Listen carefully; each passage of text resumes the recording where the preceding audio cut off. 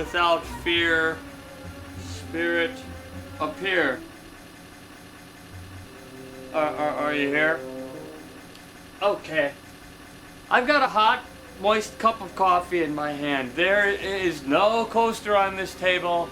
I'm going to set it down on this lovely mahogany. Don't you dare! Ah! Welcome to the Graveyard Slot, where we talk about movies past their prime time. Here, we revisit old favorites with a fresh perspective to see if they deserve more credit or if they should stay buried. I'm Sarah. And I'm Sohini, and today we're talking about Just Like Heaven. Before we get started, we'd like to take a moment to highlight Friends of Congo, which is an advocacy organization working to raise the consciousness of the world community on the challenge of the Congo and support Congolese institutions in bringing about a peaceful and lasting change. We encourage you to visit friendsofthecongo.org/campaigns to donate to Friends of Congo, where they have outlined actions you can take to contribute to the Free Congo movement. So today we're talking about Just Like Heaven. Dr. Elizabeth Masterson has just been given a promotion when she gets into an accident that sets her spirit loose, with only one person able to see her, landscape architect David Abbott, who is reeling from a loss in his life. Elizabeth and David unwillingly team up to find out who she was in her life and how to save her and to maybe help him heal along the way. The movie was released in 2005, and it was directed by Mark Waters, who has some pretty big films under his name, including Freaky Friday, Mean Girls, The Spiderwick Chronicles, Vampire Academy, and more recently, He's All That, which is a remake of the romantic comedy She's All That. Interesting. The movie was written by Peter Tolan and Leslie Dixon, and the latter has movies like Mrs. Doubtfire, again Freaky Friday, and quite a few romantic comedies under her belt as well. So a fairly experienced team, I would say. Yeah, very much so. And especially in the director's filmography, you can see that mix of the supernatural and rom-com that this movie basically is. Yeah, you're right. Yeah, you would think he would do a better job of it. You would think. Well, we wanted to discuss this movie because we remembered that it existed. And we remembered that it had Reese Witherspoon and Mark Ruffalo. And we wanted to watch an enjoyable movie. And here we are. But we were also really excited to just discover this movie again because I had never seen it and Sohini had, like, the one time, a million years ago. So this was an adventure for both of us. Yeah, you could say that. I especially remember young me quite enjoying it, so I was interested to return to it and see what it was that I liked and whether it still holds up after all this time. Yeah. It's funny that you especially pinpointed the director as an important part of this cast and crew because the review that I found pointed him out as well, and this is from the LA Weekly. The usually zippy and subversive director Mark Waters plays things straight and suffocatingly sentimental, which actually makes the whole movie seem that much creepier.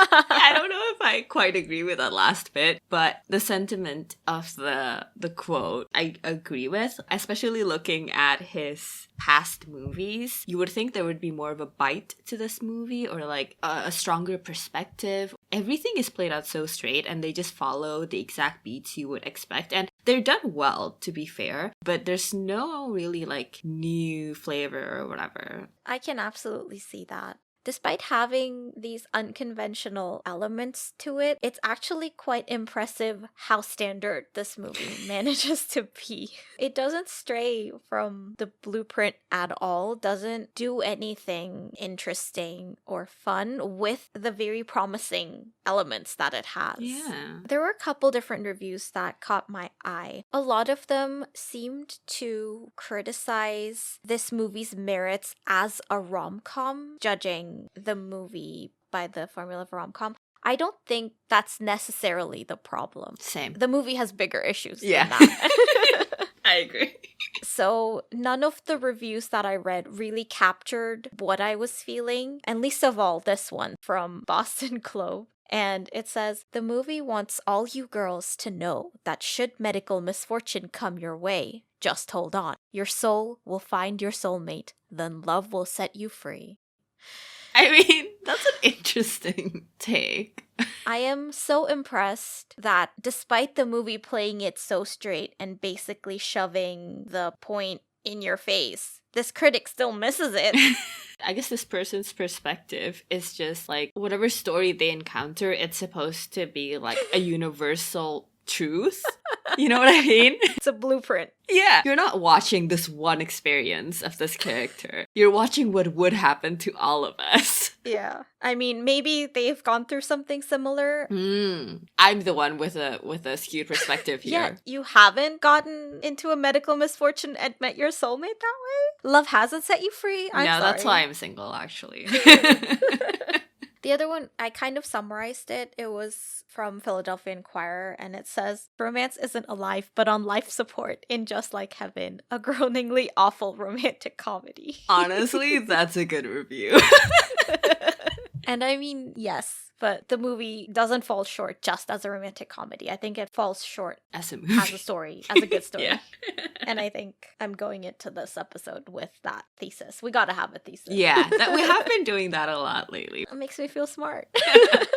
So, we'll be discussing this movie chronologically, as always. And we open on Elizabeth in this dream sequence of her in a beautiful garden and then getting woken up at work. And she's a doctor working the ER, I can only assume. Yeah. The first thing we see is a descent through the clouds before we see Elizabeth's image come through the fog. And I really like the dreamy quality that the movie immediately establishes. It sets up this magical, whimsical tone that I think makes it a little bit more easy to believe the supernatural aspects of this story. Yeah, you're right. And I think they do pretty well with that throughout the whole movie. Like, Yeah. I am never rolling my eyes or questioning the supernatural elements. And I think it's helped a lot by the setting of San Francisco. And I don't know, maybe it's just my... Your Princess Diaries bias coming through. It's just my rose-tinted glasses when it comes to San Francisco, but they do a good job with it. Yeah, it comes through at various points in the movie. Like whenever something a little bit magical happens, there's this music in the background, and I think they use this consistent tone and technique when it comes to portraying the magical parts, and it kind of guides you along the way. It's funny though that you mentioned San Francisco because I somehow did not realize that this took place in San Francisco. And when I did realize, I was kind of like, Princess Diaries did it better. Well, obviously. I mean, where's the levels?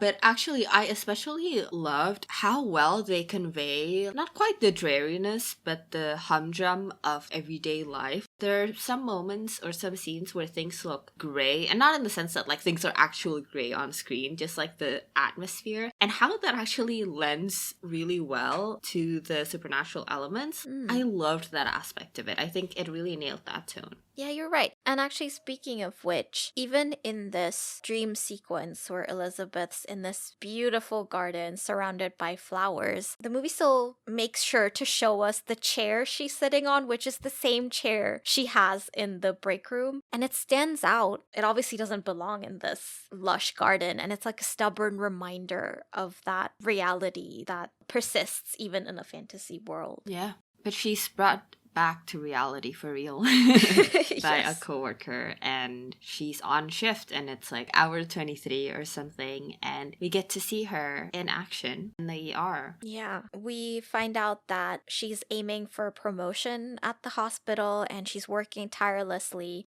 And there's this part where she mentions a morphine drip, and we immediately get a shot of coffee dripping into a cup. And I thought it was funny, but also an effective way of hinting at Elizabeth's relationship with her work. It's like she's addicted to it, maybe even uses it as a way to numb herself to the other potentially lacking aspects of her life. And I would have liked to see more of an exploration of this theme throughout the movie for Elizabeth to discover what it is that her work really means to her and who she is beyond being a doctor and serving her patients. I completely agree. And it's also like, I wish we had gone more of what the difference is between Elizabeth and her co-workers. The intensity of this job is kind of the nature of the job. It's not just because she's a workaholic. Yeah, like she can't stop treating patients.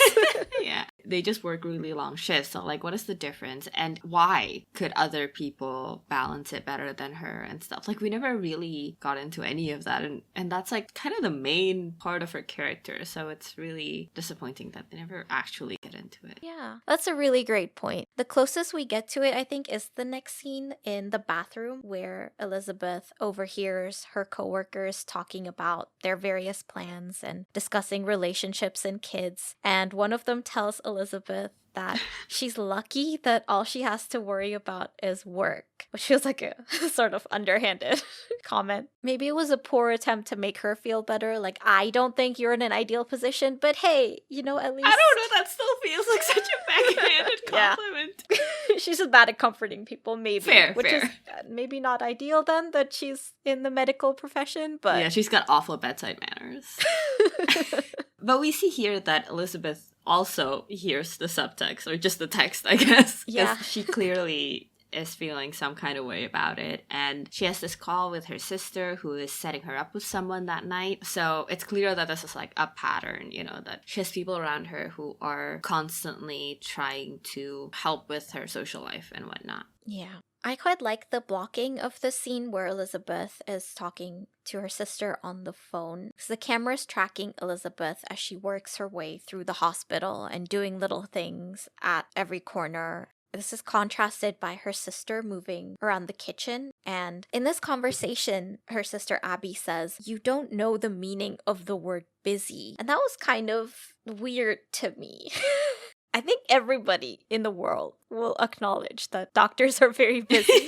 And I don't know what the movie meant with this, if anything. But it was almost like a woman's work or efforts just can't be considered meaningful unless they're carried out in a certain context. We also see an aspect of this in Elizabeth's interactions with her coworker Brett, who keeps making snarky comments about, you know, "Oh, I handled this while you were sleeping," when she had like a 6-minute nap. But yeah, I don't know, maybe there was something there. And the movie touches on it briefly about Elizabeth's experience as a woman who is a doctor. But again, we don't really go anywhere with it. Yeah, I definitely got the same impression that you did. But then I thought that maybe it was this other thing, except that the movie doesn't delve into it. So like, it goes nowhere. But my best guess, or like the only good reason this line would be there, I thought they were gonna parallel Elizabeth with her sister, where they both kind of view the other person in the same way, as lacking in one way or another. Like the sister thinks like, I'm so busy, and she is, like, she's a mother, and she thinks like that's the most fulfilling role. But on the flip side, Elizabeth feels the same way, you know, that skewed perception for both of them. But then it doesn't talk about that. Yeah, that would have fit in perfectly with the themes that the movie seemingly tries to set up, with Elizabeth reevaluating her life and rethinking her identity. And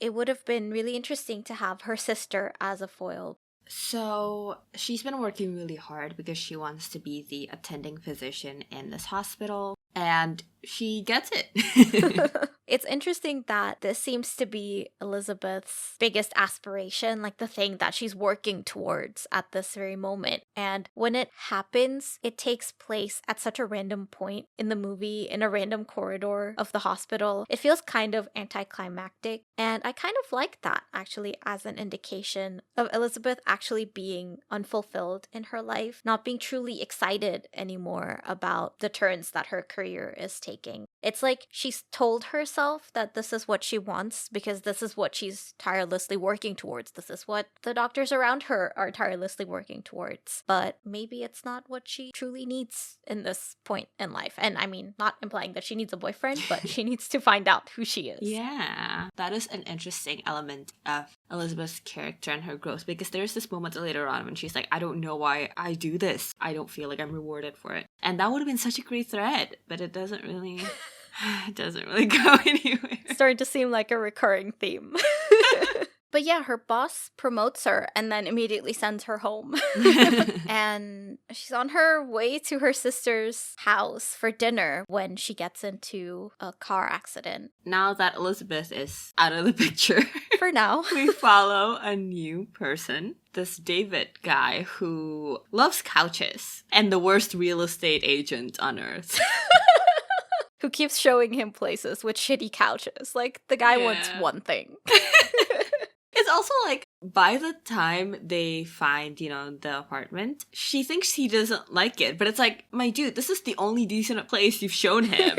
Why are you like, oh, I bet he also hates this one? Like, get out of here. No, but I did enjoy this little montage we get of them going from place to place. It's really funny. I think it's actually a really great introduction to David as a character. Yes, I absolutely agree. Finding a good couch is used as a symbol for David liking a place and feeling at home. Yeah. It says so much without overloading us with information. And at first glance, it seems like a comedic trope, like it's a Goldilocks situation, because all this guy wants is a good couch. But slowly we realize that it's an extension of his mental state, the urge to just sit on the couch and drink and let time slip by him. He also wants the place to come furnished, seemingly can't imagine making it his own, which, given his profession as a landscape architect, which is, making something out of nothing by envisioning what a space could be, shows how drained he is at the moment. And also, the first introduction we have to him is the search that he has for the perfect space. And the first thing we hear the realtor say is, "This place is heaven." And it's not in reference to Elizabeth's apartment, but it is kind of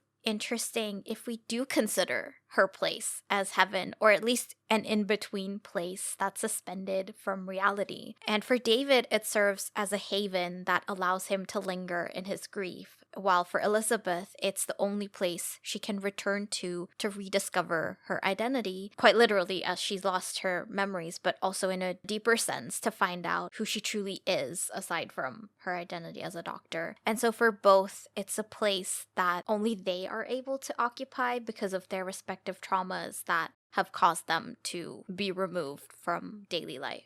That is a great read. It was also apparent to me that his, search for a good couch and his search for a place that's already furnished, and the fact that when he's asked what he's looking for, he gives a very vague answer. It shows how he's been a very passive participant in his life recently. I think partly it's also in the portrayal, to be fair. It's just how Mark Ruffalo maybe acts, but you get to see his character through these scenes, like his mannerisms and stuff, like really speaks to who he is. Again, maybe I'm just thinking of like Mark Ruffalo. But Well, I think Mark Ruffalo's resting face does bring a sort of gloominess. Exactly.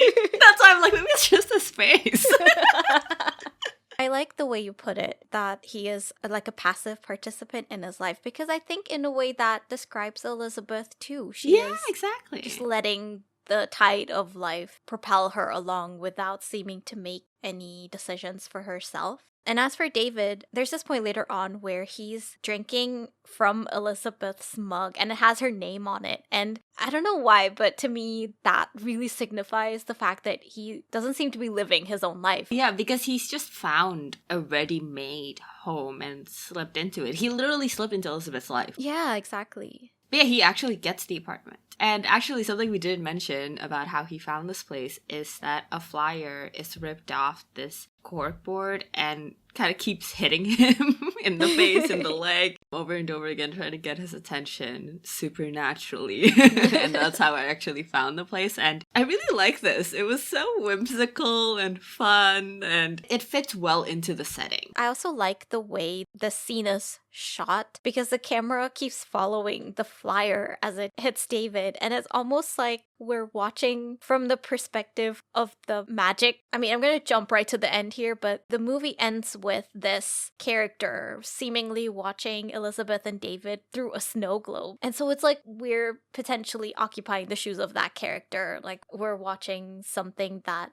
we are orchestrating almost. We're like kind of outside of the world and we're able to see things more clearly. We see the magic at play. And overall, I like what they did with the magic, but that being said, I don't necessarily love the way they use it later in the movie. They go down this route of we were meant to be and pulling out this fate trope, and it makes it seem like the only reason David and Elizabeth can interact with each other is because they were fated to meet and were meant to be together in the first place. And I don't like that as much as the idea of two broken people who happen to find each other in a space that only they can occupy and help each other start to heal. I like the magical realism helping to set up the supernatural aspect, but not when it morphs into this fate thing. I agree. I think it's more interesting that it's fate that these two people fit so well to help each other than it is fate that these two people would fall in love.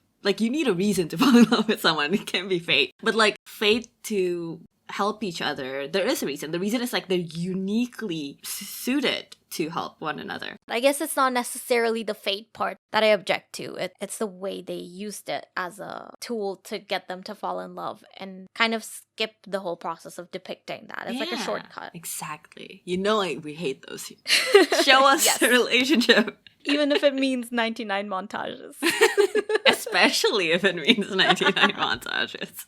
We do have this one scene where they're checking out the roof, the realtor and David, and he basically picks up this pot that's like empty except for a little bit of water and pours it into a different pot with a dying plant in it. And it really symbolizes how Dave and Elizabeth's relationship will play out for the rest of the movie, because it's like how Dave, this empty, depressed pot, gives the remaining vestiges of his life to help a dying Elizabeth. Or you can see it the other way around. You know, Elizabeth has this last bit of life and she uses it to breathe life into David. And I love this little, like, throwaway 2-second shot. I love your reading of that. I just simply saw it as sort of an indication of how well they fit together, because we find out later that Elizabeth has this dream of transforming the rooftop into a garden that she never got around to doing. And I love how the first thing he does is to water this dry plant. It's like he has that same instinct, and it's like he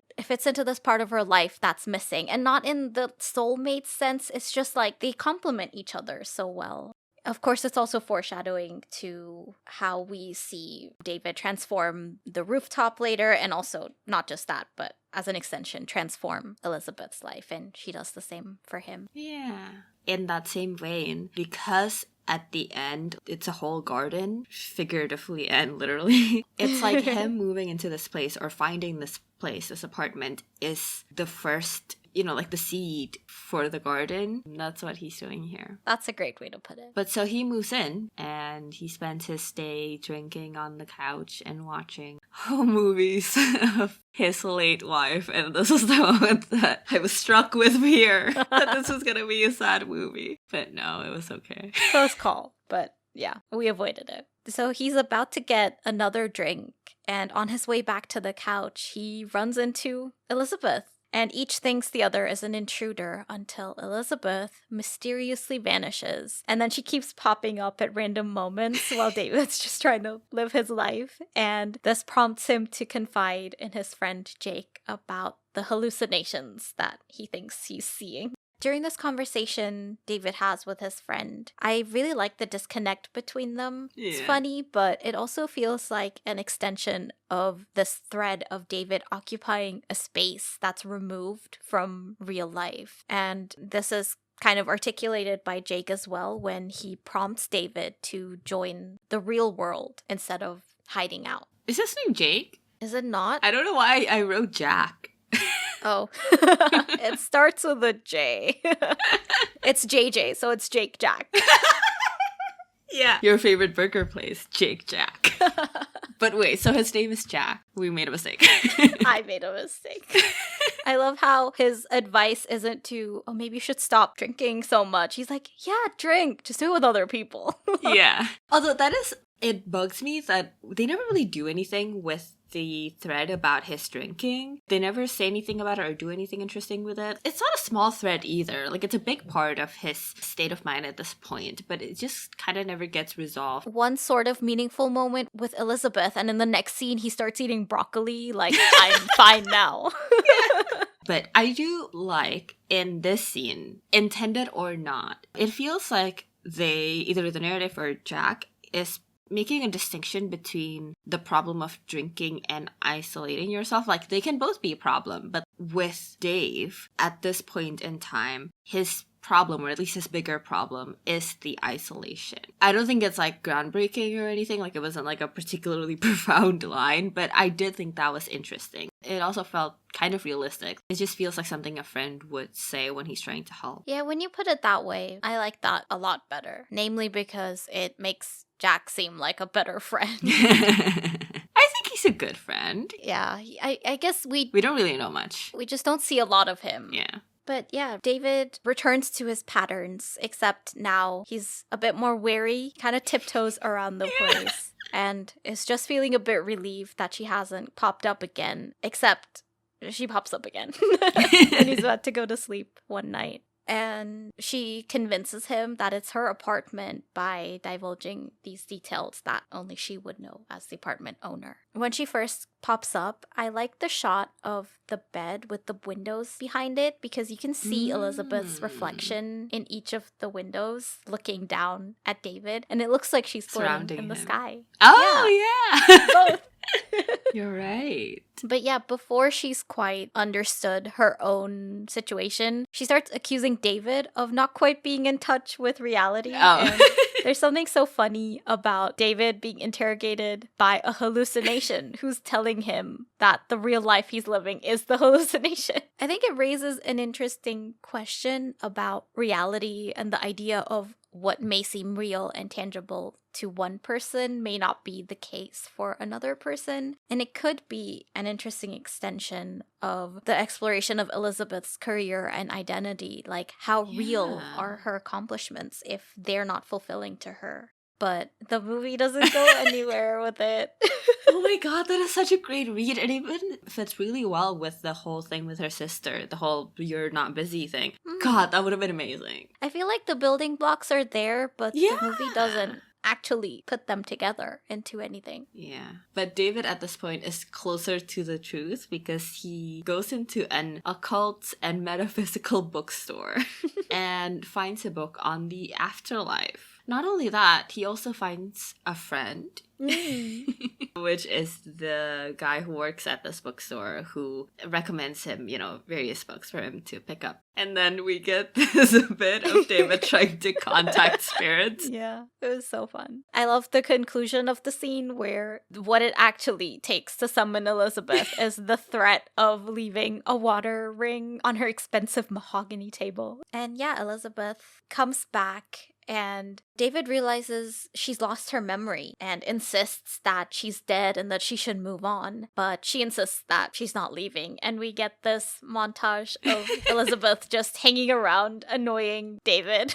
Yeah. As he's trying to exorcise her via various means, including his new friend from the bookstore. Yes, and he tells David that Elizabeth's not actually dead. She's the most alive spirit he's ever encountered. And in the midst of all this, Elizabeth and David have this argument because neither is willing to leave the apartment. And I really like that as an extension of them not being ready to heal from their respective issues. Because if we consider the apartment as this limbo, basically, neither of them is equipped to leave that space yet. And I really like the argument as a manifestation of that. You're so right. That is an amazing read. I love that. I love the apartment as a setting. Oh my God, yes. I'm not saying it's as good as, but it's kind of reminiscent to me of your reading of Uptown Girls and the teacup ride being a manifestation of grief. The apartment kind of feels to me like that. I love that it's a contained space and barely anybody goes inside, and when they do, it's like they're disconnected from it. You're so right. It's a manifestation of depression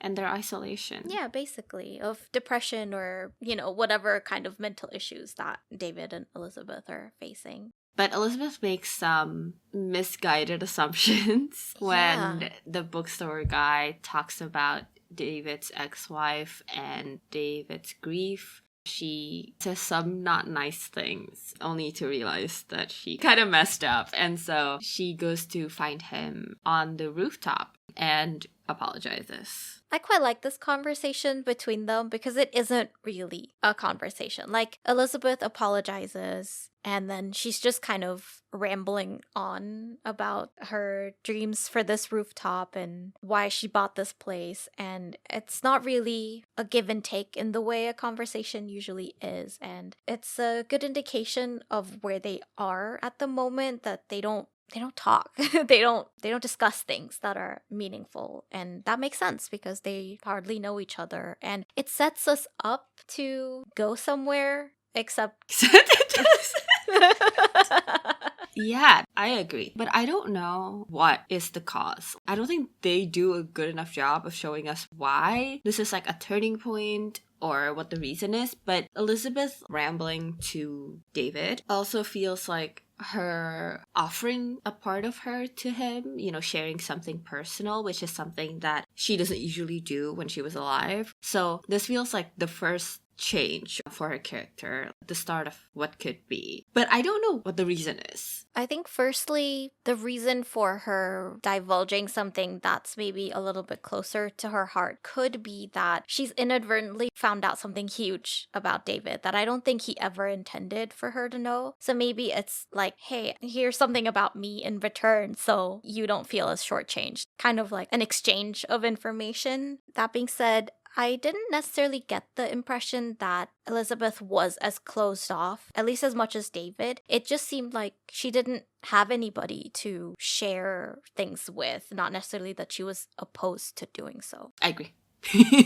And now that you said it about the whole exchange thing, what is interesting about this scene is that she identifies this desire for the garden as a vulnerable thing because she just found out something about David that is sad, that is vulnerable. And the fact that this is the piece of herself that she offers really reveals a lot about her perception of herself and her fears and what she's vulnerable about. That's a really great point. And actually, it's interesting that she remembers that because she doesn't remember anything about her life. It must be a significant piece of her identity that even when she's lost everything else, she remembers this part. Also, when she mentions that she wanted to make a garden, I think the opening scene sort of falls into place. Like, it's not just this airy-fairy random place that she retreated to. It was this version of herself that she wanted to achieve, but couldn't. You're right.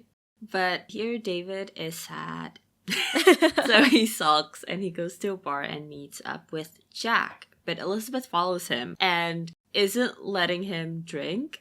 And she is actually able to physically keep him from drinking by possessing him, I guess. Yeah. But yeah, I don't like how they don't really do anything with this thread about him drinking. The point is just he has a drinking problem and then he stopped. There's nothing they're saying. Yeah, exactly. I think it's the same situation with Elizabeth's character too. The movie sets up the problem that she doesn't know who she is. She doesn't have a life outside her job as a doctor, and then she doesn't find out who she is. Exactly. But actually, on that subject, when Elizabeth is pouting on this random bench, she talks about how she doesn't exist really when she's not around David. This is when they decide on their mission of finding out who she was so that they can figure out what the hell is going on. I do like the dynamic that they set up between them. It sort of feels like Elizabeth and David are manifestations of each other's traumas and potentially also the parts of them that want to heal, which I think is exemplified pretty well in this scene because, like you said, Elizabeth possesses David to stop him from drinking. And this is the first time that he breaks this habit of immediately drinking to avoid reality. Like you mentioned earlier, they're uniquely in situations where they're able to help each other. And I like the use of the supernatural to portray that. But in the next scene, David goes around the building asking Elizabeth's neighbors about her, but no one seems to know who she is. And as he talks to more people, it becomes more and more obvious that Elizabeth wasn't really living her life. She says that she was already like a ghost, even when she was living. And yeah, the situation is like an exaggeration of that. Her truly returning as a ghost, divorced from the identity that she had been imposing on herself, with a clean slate to find out who she truly is. That is the setup of the movie. But Yeah, I have a very similar take on this whole thing too. So, like, Elizabeth starts hearing about herself from other people, right? And I wish we got a more thorough and in-depth exploration of self and identity through this premise, because we get to see here Elizabeth basically learn about herself for the first time. What I wish this had led to is her coming to terms with whether or not she actually likes who she had become. It's hard to objectively do that when you're yourself, but here she gets a unique chance to do that from an outsider's perspective. And it needs to be a revelation that she can't come to on her own without this experience. Like, what is different between Elizabeth seemingly pretty aware of the fact that she doesn't have a life outside of work in the beginning of the movie, in that bathroom scene, hearing that outright from peers like her sister, and her learning that about herself here when she's far removed from it? There's no difference the way they do it right now. Where I thought the movie might get at is that Elizabeth is learning through this that her perspective of it is actually inaccurate. As Elizabeth, like when she's herself, she might feel really insecure about it because everyone else is telling her she doesn't have a life. But then when she's Ghost Elizabeth and doesn't know real Elizabeth, she's like, oh, this woman actually has a pretty good life. She doesn't want all of these other things that people keep telling her she should want. Like, that doesn't mean it's an empty life. It's just different. This experience should reveal something new that Elizabeth didn't already know. that's a really great point. They're circling around the same issue and having all the characters articulate the same thing. Potentially, another way they could have done it is that maybe everyone around Elizabeth isn't honest with her, like they go along with what she's saying. And so when she becomes a ghost, it's like you get those unfiltered comments, and then you understand what people really think of you and how they really perceive you. This one other thread that I thought had potential was Elizabeth's career as a doctor, because that's a profession that's seen as very fulfilling and noble and important. And I mean, it is important. But I think it would have been interesting to explore that feeling of doing this great job, but you're still not fulfilled. And this could have been an opportunity to explore that, where maybe Elizabeth hears from other people as her ghost self about how great her career is. And alongside that, she's also hearing these unfiltered opinions about how empty her life is. And so it's like this juxtaposition of having this really amazing job that should fulfill her, but it doesn't. Something is missing. And then the rest of the movie should be that journey to find out what is missing. Agreed. After they talk to the neighbors, they find some clues in the apartment. There's a book of matches from a restaurant and this random address. And they go to this address that actually ends up being the wrong one because Elizabeth misreads her own handwriting. And even this little thing goes to show how little she knows about herself. But the book of matches leads them to this restaurant, and she recognizes it as a place that she loves but never actually gets around to eating at. And this is when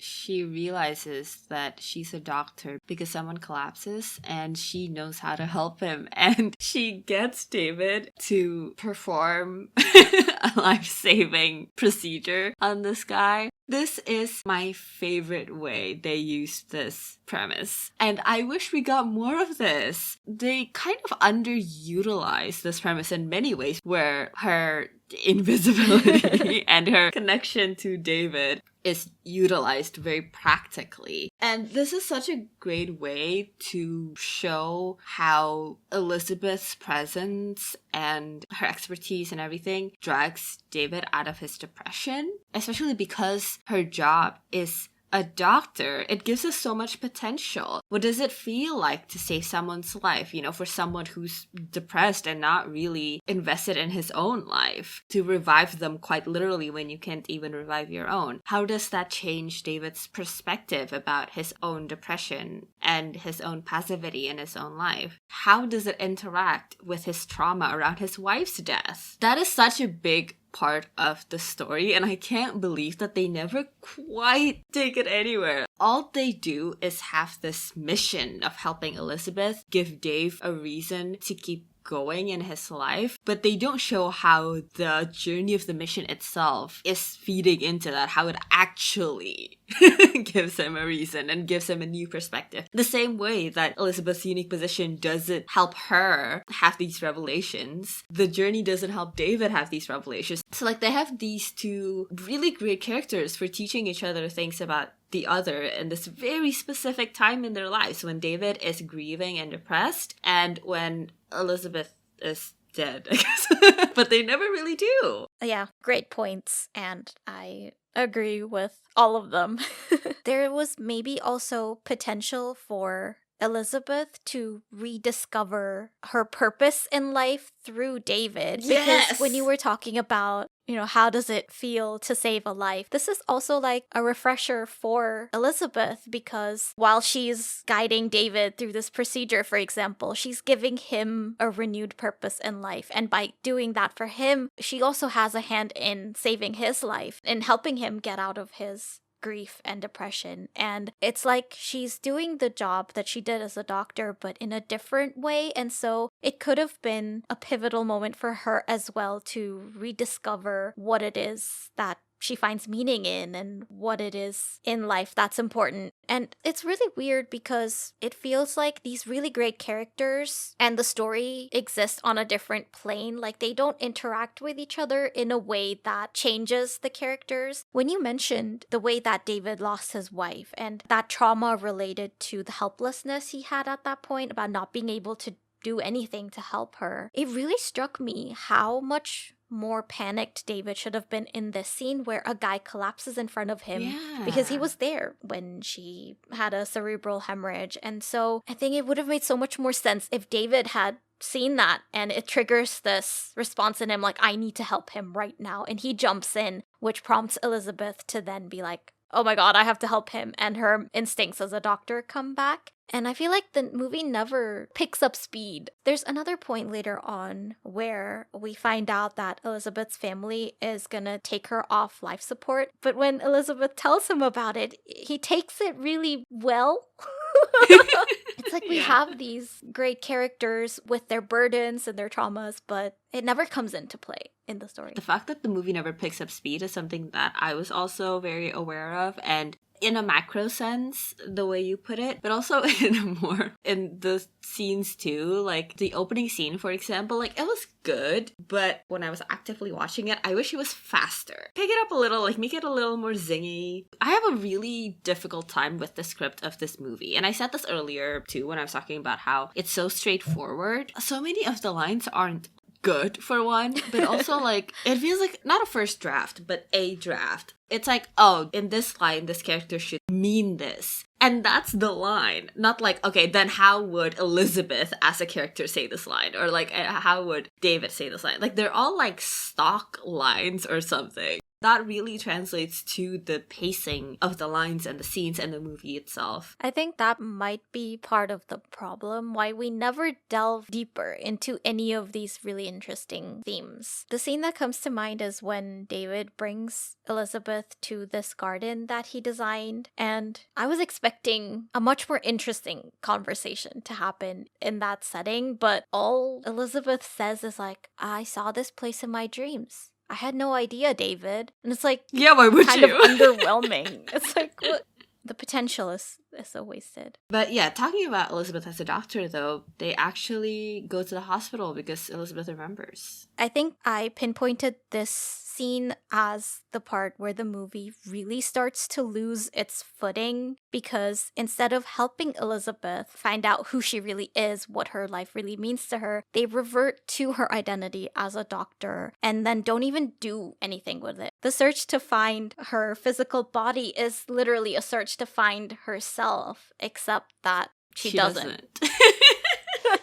Yeah, because especially with the scene later on where we find out that she doesn't even know what she does all this for anymore, it does become apparent that in the beginning, it's almost like the problem that we are presented with is her job. I wish that's what they had gone with, because clearly that's where they were trying to go with it. Like, maybe they even make a point of like, yeah, fuck, my life isn't fulfilling and I don't have any personal connections because this job is sucking the soul out of me. And that's true of my coworkers too. Like, it sounds like they have other people, but what they're actually expressing is the fact that they don't have time for those people that they even have in their lives, and kind of peeling back these realities of these so-called noble professions. Yeah, that would have been so interesting.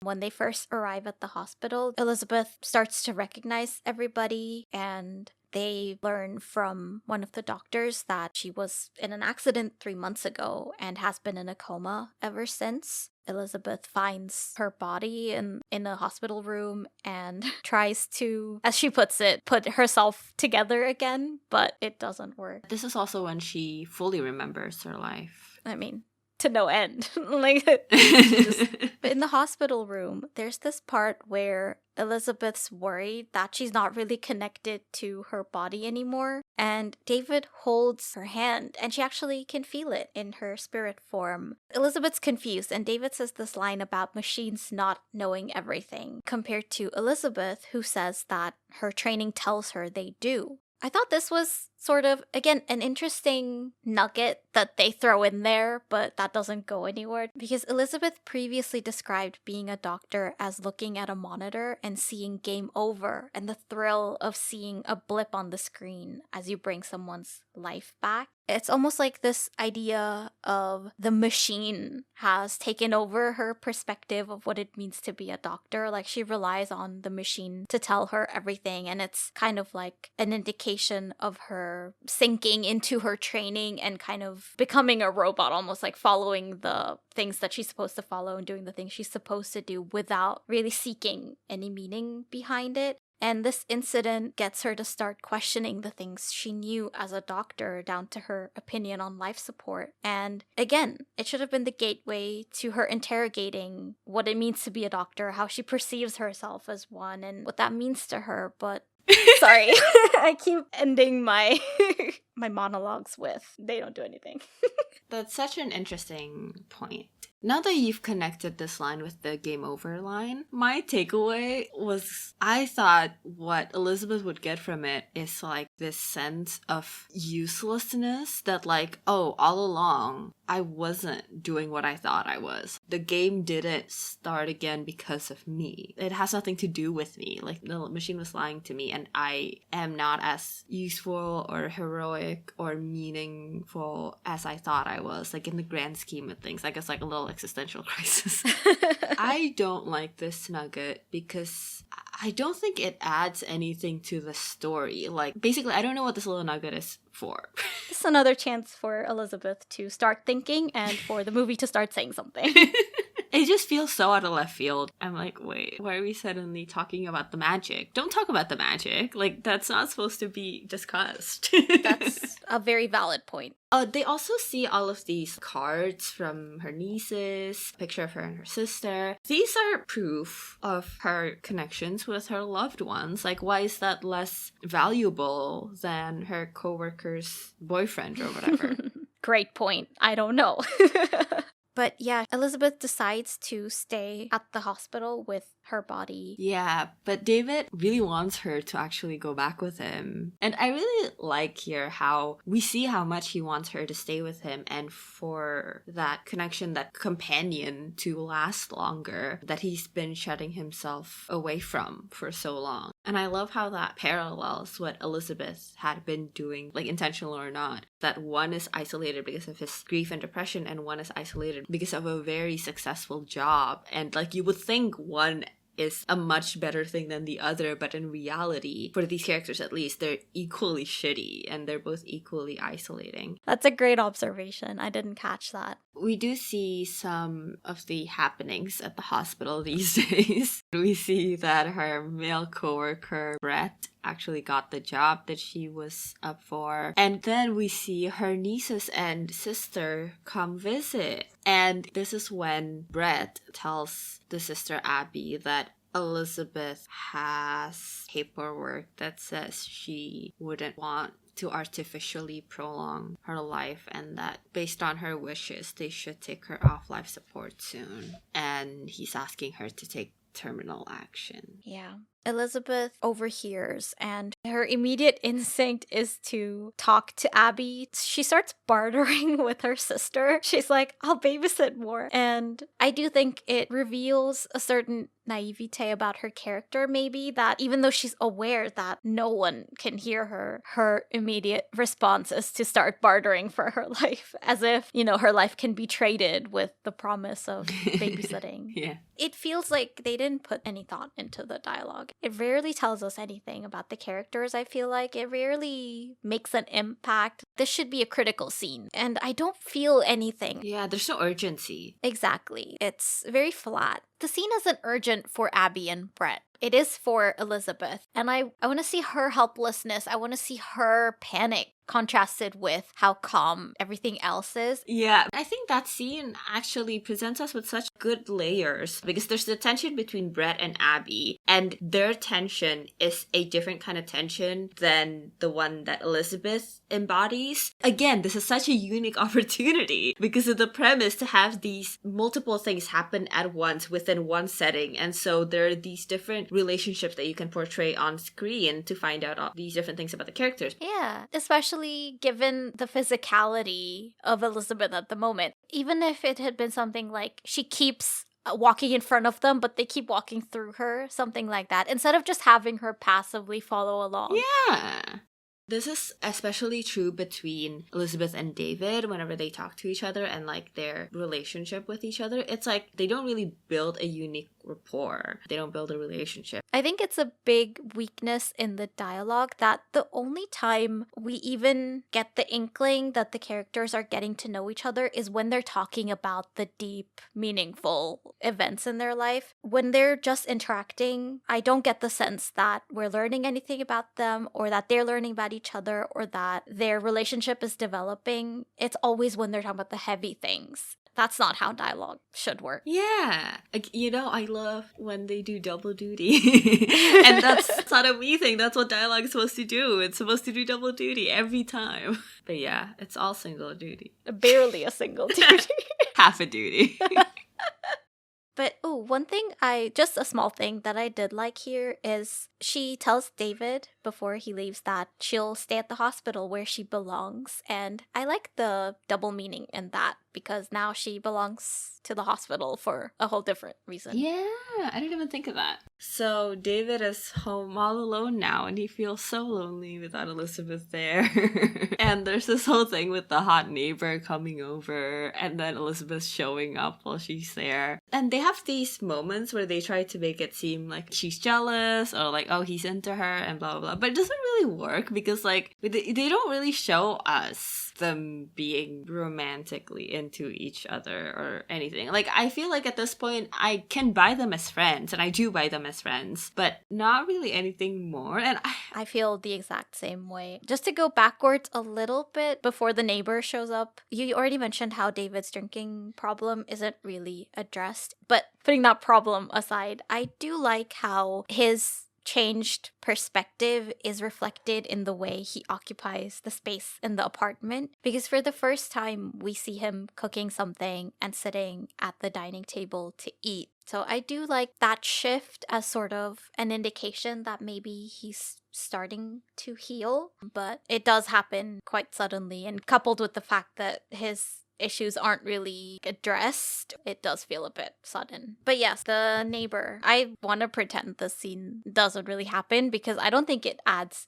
anything to the movie. Because the whole point is just to have a part where they can present Elizabeth and David as like potential romantic partners. But there's no foundation for it because so far they've just been getting to know each other in the sense of like literally getting to know it, like finding out who Elizabeth is for one. But like they didn't have any like romantic moments or like a connection of that kind. So like presenting that potential here is really sudden. It almost seems like it's coming from a place of like, oh, he's a man and she's a woman, so obviously there's romantic tension there. It's so jarring when David starts to explain to Elizabeth that, oh, you're getting the wrong idea. It's not what it seems like, because the writing basically skips that step. It assumes that we already see them as romantically involved because of, as you said, that assumption. And, because we're in a rom-com, of course, we're supposed to just know that they have romantic feelings for each other. It's just lazy writing. Instead of filling the space with this nonsense, this would have been a great place for David to not necessarily realize any romantic feelings, because I agree with you. I don't think there's any there yet, but he was already feeling her absence. And so it's a great starting point for him to realize that he does care about her, maybe even misses her, and it should have been part of the process of them falling in love, not the end point already. There's no point in this movie where they do anything romantic, so it's not like I can be like, oh, they should be friends here, and then later on when this thing happens, that can be the romantic moment, except like there's no romantic moment.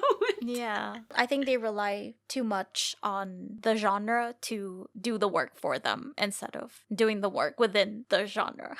They definitely rely on heteronormativity. For sure. Feels so unnecessary too, because it's already so sweet how happy David is to see Elizabeth. Oh my god, you know what would actually be romantic? If they just showed us how happy he is to find her. Like when she shows up and he's like ecstatic about it and the shot just lingers on his face. This slow dawning of like, oh my god, I'm really happy that she's here. And maybe Elizabeth kind of clocks it and that's like their first romantic spark. Would have been great. And actually, that leads me into the second thing I wanted to mention, which is the use of this space. I don't know, maybe it has something to do with the way they use the side character of the neighbor, that they use her as a tool in the shortcut of depicting Elizabeth and David's relationship. But I don't like the fact that they had the neighbor come into this space. I suppose it could be a way of signaling that David is slowly opening up to the prospect of letting life in, but a part of me does wish that the apartment only remained open to him and Elizabeth. And so I think it would have been that much more meaningful if they have this first moment that you spoke of in this space and it slowly starts to become like a symbol of their healing. Yeah, at first it's this dead limbo and then it becomes a place where something can bloom. Oh, well done. But now that you mention it, I didn't give the neighbor character much thought, but her role as a potential sexual and or romantic partner for David is a great example of how this movie like falls into that way of thinking of like, oh, romantic and or sexual partners are what makes you fulfilled in life kind of thing. Elizabeth's whole thing is like, oh, she doesn't have a life, and then it seems like they are equating life to boyfriend. And it is in line with what the movie eventually says, that like they solved their problems because now they have a romantic partner. The narrative doesn't use this tool and this premise to have Elizabeth grow, and same goes for David. They just learn things that they already know. Hence, the only thing that they gain is a partner. So I think the neighbor's role is a great example of how that issue manifests, because if it is supposed to show us that, oh, David is finally letting life in, and that is portrayed through him having a sexual encounter with this neighbor, then that confirms the movie's bias, right? That life and fulfillment or whatever comes from romantic and sexual partners. That's a great point. I think it wouldn't necessarily have to be that way if the movie hadn't gone in the direction that it did, especially with the use of the magic. The way they frame it with the magic ultimately apparently working to bring them together because they're fated to be together. I think that's kind of like the final nail in the coffin, in my opinion, that really solidifies this idea that they were fated to fall in love, and that's why everything happened. It's not like they fell in love because of everything that happened, but everything happened because they were supposed to fall in love. Exactly, yes. But they have another heart-to-heart on the rooftop. David talks about his late wife and how he lost her, and he says, I couldn't do anything to help her, I couldn't say goodbye, which, we've already talked about how that's another great way to pull in the thread about Elizabeth's job. To bring up something that'll come up later, actually, but that's the answer, right, to why is David the only one who can see her. It's because they're so suited to each other's needs, because David's trauma is so rooted in this helplessness when he lost his wife, and Elizabeth's job, and not only that, but like her whole identity is so steeped in this. So like, that's the answer, which yes, allows for a potential romantic relationship, but the reason for this connection is not the romantic relationship itself. That seems, I don't want to say silly, but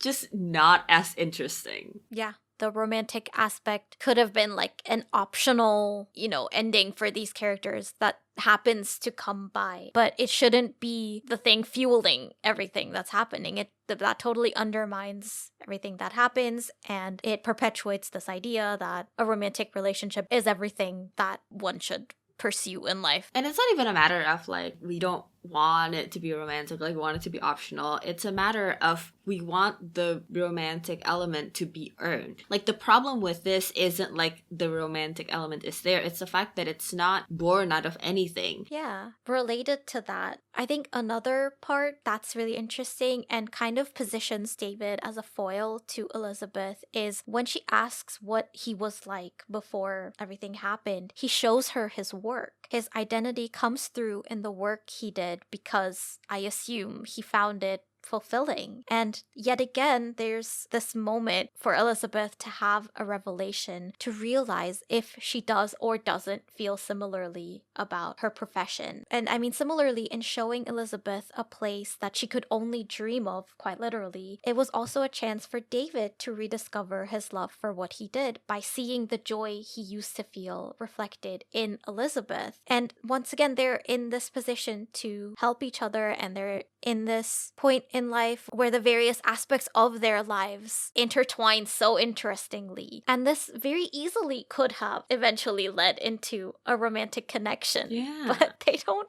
use it. It's so frustrating. Instead, they turn this moment into this bullshit I've been here before moment, and it left me wishing that the garden from Elizabeth's daydream hadn't been the exact same as this garden that David has designed, because, it leads us into this bullshit like it was fate all along thing. I think it would have been much more touching if her safe space was a garden, a general garden, and David is a landscape architect who designs them. Yeah, that's so sweet. When they revealed that David was a landscape architect, I was like, they're a perfect match for each other. That's what she needs in her life. And not as a boyfriend, just as someone who cares about her, a landscape designer for her barren life. And then they showed the exact same garden from the opening sequence, and it was so disappointing. I hated it. Yeah, I didn't love this either. It's too close to acknowledging the magic again. Like, why are we acknowledging the magic? Don't acknowledge the magic.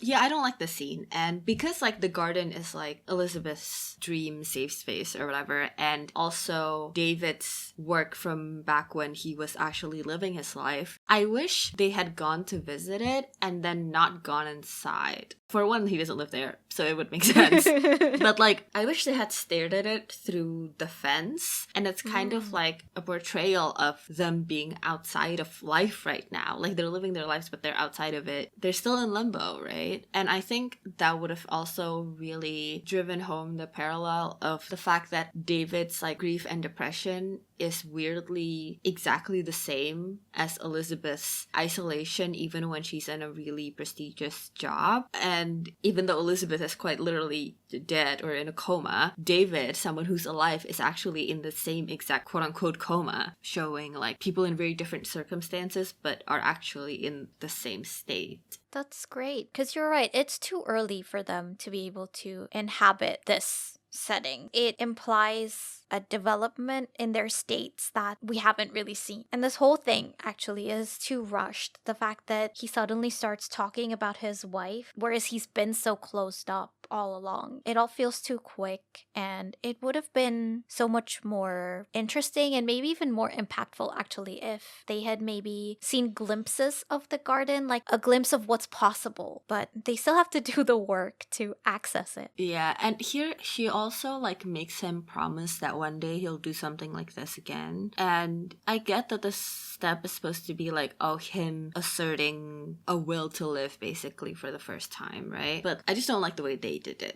David gets a call from his real estate agent telling him that he can actually have a longer lease. I hate that she also spells out exactly what has happened, the fact that Elizabeth's life support is going to be terminated, because just this one line that he can have a longer lease is enough. We know what that means. And I would have liked to see that line and then the realization dawning on David. And again, there needs to be this urgency in the scene where David's instinct or his trauma kicks in and he feels this immediate need to do something to save Elizabeth. But once again... ... One thing I do like is now that he's offered the chance to extend his stay in the apartment and even keep the couch, basically the chance to continue living in his grief, David chooses to take action to get out of it. I like that symbolism. It's just that the journey of getting to this point of actually healing is sort of missing. Yeah, but they go to Abby to try to convince her to, not sign the papers. Yeah. But she already did, and the plan was to tell her the truth about, Elizabeth still being around and everything, but the kids are there, so he can't. And I did really enjoy when she pulls out the knife and David, falls out of his chair. It was really funny. Yeah, Mark Ruffalo makes the physical comedy work. Yeah. Mark Ruffalo, good actor. Hot take. Basically, all hope seems lost. And there's this moment when David tries to convince Elizabeth to keep trying, even though she's kind of lost hope. And I do really like this moment of him not wanting to give up, which is in direct opposition to his depression and him giving up on his own life. That's a great point. It also feels in character, considering everything that's happened in his past. But this actual scene, the things they talk about, it kind of reminds me of what you were talking about with the heteronormative expectations. Elizabeth mentions how she would have liked to be a mom. On its own, I think that could have been sort of an interesting statement because it's like she's trying out different identities because she doesn't know what's gonna fit. But then David validates this by saying he thinks she would have been a good mom. And there is no evidence of that whatsoever. They don't even have a throwaway anecdote about Elizabeth hanging out with her nieces to show how good she is with kids or anything. The only thing is if one of her kids was choking, she could give them the Heimlich maneuver.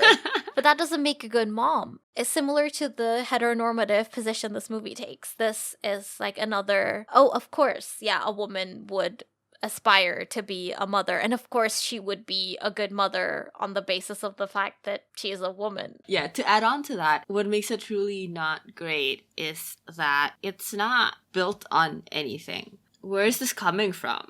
What is it saying about her character? Yeah. It doesn't go anywhere. It doesn't really say anything. The only thing it serves is to frustrate me. So at least it has that purpose. Yeah, talking about frustrating though, they go to the bookstore to see the bookstore guy. To be fair, that's also how I deal with all of my problems. I go to the bookstore. Very fair, yes.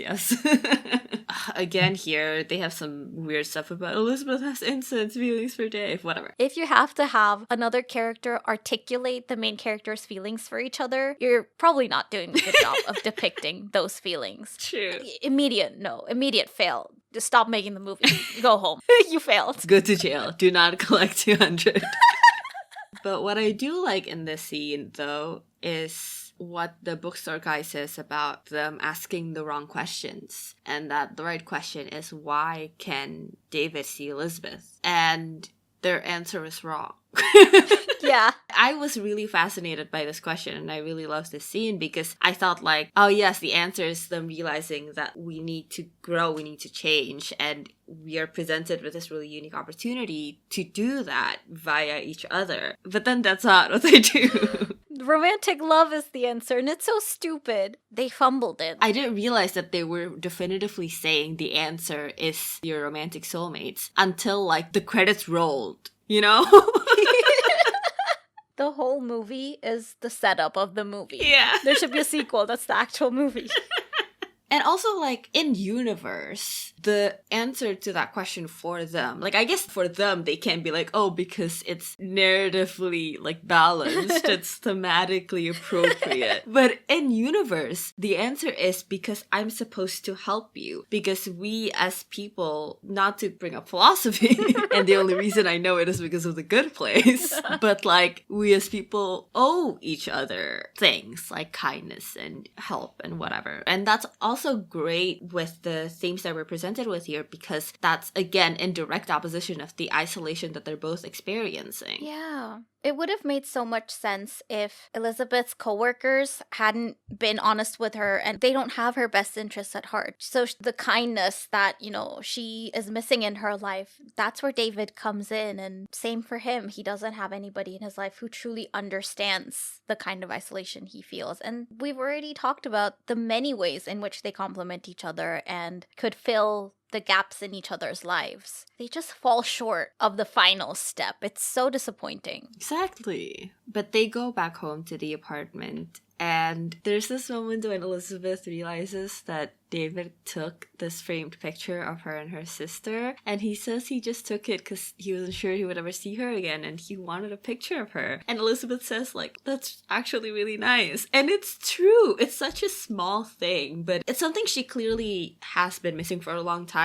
to know that a friend wants to remember her, that she's valued as a person aside from her job, that she is capable of having personal relationships that are meaningful, that people want to keep. Yeah. Just like the gesture at the end with the garden, this is really particular to them, especially because the specific photo frame was something that Elizabeth noticed was missing from her bedroom when she first appeared as a ghost. And that was the first clue that something isn't quite right. And the fact that he brought it back to her home is like a symbol of him helping her, basically. And by extension, you know, helping himself to restore things to how they used to be. What makes it extra meaningful is that even though he knows that restoring things would mean he would have to leave, he would still do it because he wants the best for Elizabeth. But yeah, this is where Elizabeth talks about how she doesn't even know why she tries so hard anymore. Yeah. She talks about how she failed or she did really badly at her exams and how that was the best moment of her life. I feel like that could have been an indication that her life was going in a direction that she's not happy with. And so the day she almost jeopardizes her career is the happy moment. But then it veers out of her control again, ironically veering into a very good career that she doesn't want. I feel like the movie keeps peppering in these details that it doesn't do anything with. And again here, they tell this little anecdote about Elizabeth and her sister, but it doesn't make an impact. Like, I don't care at this point. It still doesn't tell me anything about her. I never find out anything about her because she never finds out anything about herself. See, it could have done double duty because when she's looking at that picture and reliving that memory, she could have realized that, oh, I thought it was a good day because my sister was there for me. She comforted me, but actually it was a good day because I failed. I didn't want to pass. I didn't want to do this. Could have been another revelation for her. Yeah. I have such trouble with Elizabeth's character. I don't know her. Like, she's just a doctor, and that's it. Yeah. And I mean, that's a good starting point. She is a doctor. She's a doctor to herself and nothing more. That's the point of the movie, right? You discover what else you are, but she never does. But there aren't characteristics that are revealed through like the way she talks or the way she does certain things or whatever. They just don't bother building her character at all. She's so generic. Yeah, I agree. This is also when Elizabeth talks about how she saved lives, but she also saved her own life for later, which I think is interesting. I think this is the closest thing that we get to actually uncovering what was wrong with her life. Because like the fact that it was empty and blah, blah, blah, it's just like a consequence, right? And we never find out what the reason is. And the reason that we can gather through the subpar job that they did is like, oh, she must have been unfulfilled by her job. This is the closest thing they do to actually trying to present us with a reason as to why she was so, isolated and living the life that she was. This feels very much like a revelation she should have had much earlier in the movie. Say after she saved that guy's life, then she's like, oh, I used to save lives and I put mine on the back burner. And then maybe we have like this whole montage of her and David doing things that she had always wanted to. Yeah. Oh my God. Yes. And figuring out what she likes and what she doesn't like. And in that process, they not only spend time together, they learn about each other. She learns about herself. They figure things out. Yeah. Instead of immediately going to the hospital and then she recovers her memories and then she's Dr. Masterson again. There's your second movie. Just them hanging out. They could have had a cute scene at the restaurant where like David has to order 2 plates and put one in front of him and one across from him and people are like, what? And he's like, I'm just really hungry. So she decides that on her last night, she wants to, do something fun. So they decide to like hold hands in bed. They talk about how she can feel it when he touches her, and I do really like how it connects to the thread about the missing human connection in their lives. Only they can reach each other. Yeah, exactly. How they're able to, reach through the fog of the depression and the isolation and everything to make this connection. I don't think they do a particularly good job with the touching thing. I think just because it looks so awkward on screen. Like, they always do it so stiffly. Like, it's physically stiff, but also figuratively stiff. Like, they're very literal and rigid with the touching. It's never just, like, natural. Yeah. This is also where she comes to the sort of right conclusion for the wrong reasons. Because she realizes that David is her unfinished business. That's why she's still lingering around. But this falls into the whole meant to be together thing again, which is very cliche and not interesting. I think it would have been interesting if the more they spend time together, the more David becomes her unfinished business because her discovery of herself is so intertwined with his. Yeah. But they fall asleep and then David wakes up and chooses crime. He's already chosen the criminal life when he took her photo, so now it's just downhill from here. Yeah. But what he says is like he woke up and for a second he thought she was gone and realizes that this time he has to do something as opposed to when his wife passed. And I feel like they had so many more other interesting opportunities to make those connections. Like all of the stuff that we've already discussed. Yep. But I was so worried about this whole stealing the body thing because I'm like, but you'll kill her if you take her away from the hospital, no? I didn't, and I probably still don't understand how she could be on life support away from the hospital. Don't you need, like, electricity? You need to power the machine. Yeah. Yeah. But they end up enlisting Jack to help. Yeah. They do the humorous elements well, which is probably why I was as invested in the story as I was. It was just entertaining. Yeah, it is. I think this is also one of the better scenes because there is a sense of urgency. Like, the pace kind of picks up a little bit. this is the kind of snappy dialogue I think that you were talking about wanting earlier on in the movie, because here it's very fast paced and there's this underlying urgency that they need to get Elizabeth out of there while David is still trying to convince Jack to do this thing. And the way he becomes convinced is that David mentions this offhand thing about him being JJ and kissing Abby on the day of her wedding, which is something that only Elizabeth knew, and that convinces him that this is real. And they try to run off with Elizabeth's body and parts of the machinery. I was shocked by the reveal that they knocked off Elizabeth's breathing tube. That landed for me. But he tries to give her mouth to mouth. See, that's what I thought too, but then it also it doesn't look like he's trying to save her life. It looks like Sleeping Beauty and he's giving her a true love's kiss. It feels very odd, leaning into the fated love thing. And of course, true love's kiss is gonna revive her. I agree. My initial grievance with this, though, is very different, only because I didn't realize that it's supposed to be like a true love's kiss thing. You're not doing CPR properly. Yeah, my thing is like compressions first. we see their lips touch, but he's clearly not breathing into her. But we get a wider shot, he is breathing into her. Like her chest expands, so he is, and I'm like, dude, you gotta open her mouth. I'm like, what are you doing? But she ends up waking up, presumably because of his touch. I hope so. It's slightly less bad than True Love's kiss. I wish that maybe one of the doctors had started to try and reattach the machine or something, and maybe David just holds her hand the way that they had in the previous scene, and that is enough. And I'll take that vagueness. I'll take the vagueness of the magic over this pseudo True Love's kiss thing. Still cliche, and it's still kind of very convenient. But since they have been emphasizing that touch thing so much, I would have been convinced. But yeah, she does wake up, and she doesn't remember David.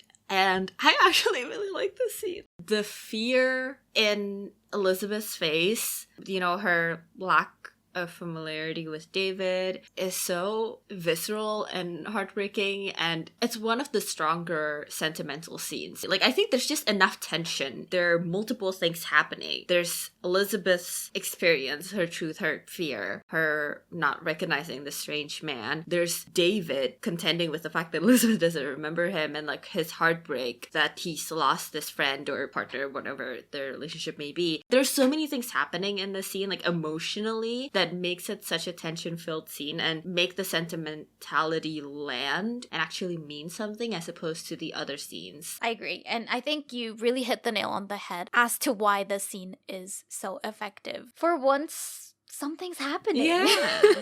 And I think especially David's heartbreak hits me really hard given the loss that he's already been through once, to have that potential of another relationship, and not even like a romantic one, but just like to have someone to care about and someone who cares about you, like a taste of that, and then it's snatched away from you while in your efforts to save them is so tragic, and it really made me feel so heartbroken on his behalf. Great scene. We get to see Elizabeth live her life, having fun with her family, moving back into the apartment. We also see David move out of the apartment, and he doesn't actually leave. He fades while he's standing in the hallway. I kind of liked that shot because, as he said, he was, not really living. He was, in every sense of the word, but literal. He was dead in his life, and he was like a ghost in his own way. And now that he's found his life again, he is forced to fade from Elizabeth's consciousness, and him exploring the house one last time like he did when he first discovered it. I really like him retracing those steps because it's the same action, but it feels so much more meaningful, and you can sense this melancholy behind it. That's a great read.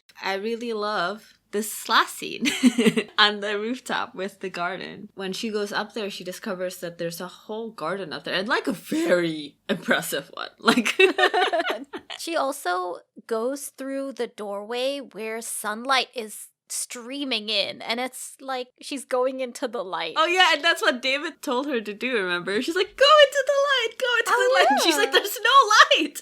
And now there is. Yeah. But yeah, I really like this scene. This is one of the few scenes with like actual tension in it because there are multiple experiences happening and multiple truths. There's tension from their history and their imbalance in knowledge. I guess the imbalance present here and the history creates such an engaging tension that this is the most chemistry that I see between them. And not necessarily romantic chemistry, but not romantic either, just like on-screen chemistry. It's so good. I really like this. And this is also like the only time that I actually feel like Elizabeth is a real person and character. And oh my god, the moment when she asks him to come back and we think like she might remember something, but she's just asking for her key, that landed. Yeah, because he calls her Lizzie the way he's been doing once in a while, and it seems like it helps her remember, but then she only mentions the key. I really like that as well. Again, they lean into that touch thing, the magic that's fueled by the touch, because when David goes to give her key back, their hands touch, and that is what prompts her to remember everything. And I buy it because they've been mentioning it incessantly. Yeah, I do too. It feels a lot like how when Elizabeth was a ghost, she poured life into David, and here David is returning the favor, and through his touch he's pouring life, memories, whatever into her. Oh, I like that a lot. As for the gesture with building this beautiful garden, on the surface, I really like it. It brings us whole circle and really highlights how well he fits into her life, how well their visions align. I really like it as a symbol of how well they fit together, romantically or otherwise. But given the way the movie has gone, with how little development we've had on Elizabeth's part especially, it kind of feels like the movie made David take away Elizabeth's chance at doing this thing she wanted to do. It gave David all the responsibility of developing Elizabeth's character. Elizabeth herself doesn't go through any kind of development. It's all down to what David does. Because of that, it just feels like they're taking a shortcut again. I just wish that throughout the movie, their development had happened more in tandem. And so when David ultimately designs this garden, it's for both of them. And it's more fulfilling because he's returning to his work like he promised, and he's found his love for it again. He's found his love for life again. And then he's also completing the last part of Elizabeth's development, not substituting for the entirety of it. I completely agree. Initially, I liked it only because It's so sweet. yeah, it's so sweet. That's literally it. He just does it for her, and it's not like he expected her to remember or anything. He's like, I'm just gonna leave. Like, it's just for her. He's not gonna tell her why. He's not gonna try to convince her of who he is. Like, nothing. He just wants her to have it and to enjoy it because he knows that it's her dream. But thematically, yes, I agree with you. So, in absurd conclusion, Jake Jack is a secret owner of a burger chain restaurant. So, now that we've discussed this movie in excruciating detail, have your opinions changed, and would you recommend this movie? I am so conflicted about this movie. Despite all the criticisms that I have, It's such a fun movie. it's such a fun movie. I was so entertained throughout. Same. In fact, my opinion hasn't really changed because I had a good time when I first watched it as a kid, and I still had a good time now. So in that sense, it does hold up. But I am very aware that the reasons I had fun when I was younger are much different compared to now, because I think back then I bought into the romantic aspect much more. But now I'm a lot more skeptical of it, and I can see very clearly that the movie did not put in the work necessary to make this into a good love story, make it into a good rom-com, or even make it into a good story. As frustrating as it is that it doesn't go anywhere, they do have some really interesting building blocks, and I guess as a result of that, it was still a fun time. Weirdly enough, even though it's not a good story, it's still a good movie somehow. So yeah, I guess I would recommend it. I'm so confused. What about you? Well, I didn't have any opinions about it before this because I had never seen it, but I had so much fun watching it. I definitely recommend you watch it, but I don't think is a good movie. Like, I can't get over the script. It's like fun, but so much of it is like the in-between, the fun moments. But I recommend you watch it. Like, I'm not recommending the movie, I'm recommending the experience of watching it. Like, it's so fun, it's funny. So, yeah. There we go. That's my answer. You don't recommend the movie, but you recommend people watch it. Yes. I think that just about sums up our experience with this movie. It's so confusing. Yeah, whereas with Uptown Girls, we're like, we recommend the movie, but we don't recommend you watch it. So that's everything for this episode. If you have any suggestions for movies we should discuss on the podcast, send them in at graveyard_slot on Instagram, the Graveyard Slot Podcast on Tumblr, or email us at thegraveyardslot@gmail.com. If you enjoyed this episode, please rate and review. Thank you for listening, and we'll see you on the next episode of The Graveyard Slot.